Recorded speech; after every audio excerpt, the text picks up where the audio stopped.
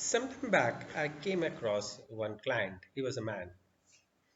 He got married almost 2 years for almost 2 years, and in the 2 years of time frame, the husband and the wife have hardly stayed for almost 3 months.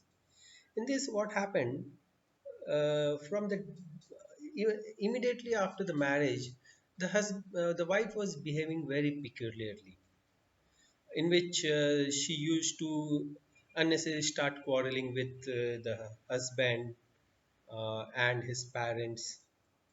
At the same time, if there is any guest coming to the house of husband, she used to start abusing with those filthy words against the husband and her and taunt his parents in front of those guests.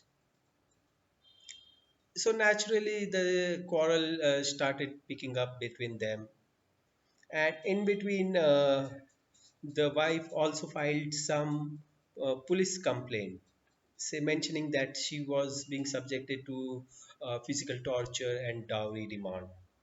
When the police came, they found that these were just another way to harass the husband and his uh, parents.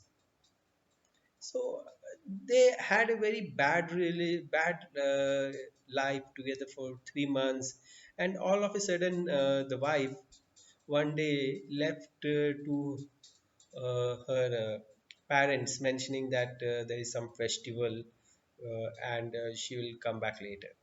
But she never returned back. And when the husband started calling the wife or her parents, they refused to entertain the husband. And now it's more than 2 years.